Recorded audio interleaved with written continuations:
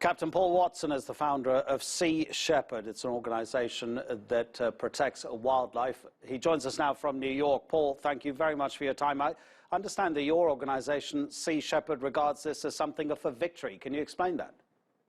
It's a very positive development because Japan is pretending to be doing research whaling when it's always been commercial. So now they're admitting that it's commercial. That means that it'll be openly a criminal operation because commercial whaling is illegal. The most important thing is they'll have to withdraw from the Southern Ocean Whale Sanctuary, where we've been fighting them now for over a decade.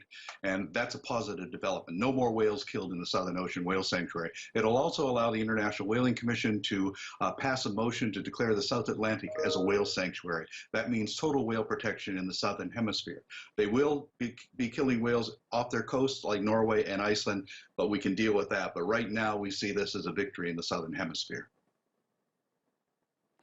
Is it also against international law if Japan restricts itself to whaling within its own territorial waters? It is. There is an international moratorium on commercial whaling. So Japan, Iceland, and Norway are in violation of that. They are basically renegade pirate whaling countries. So how does one go about imposing the law upon Japan?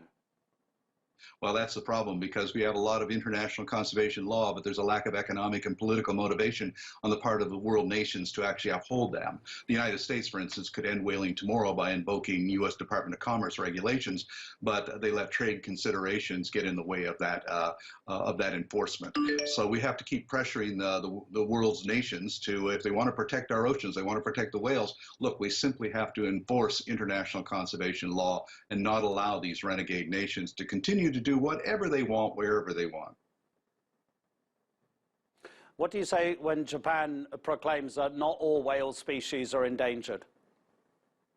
All whale species are endangered, or else we wouldn't have a commercial moratorium. Whale populations have been drastically reduced, and there's a very crucial link between whale populations and phytoplankton populations in the ocean. You reduce whale populations, you reduce phytoplankton. Phytoplankton provides over 70% of the oxygen we breathe.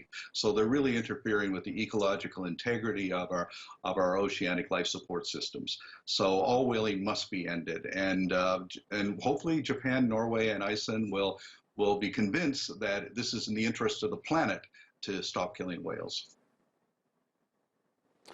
That's the founder of Sea Shepherd, the wildlife protection organization, Paul Watson. Thank you very much indeed, Paul.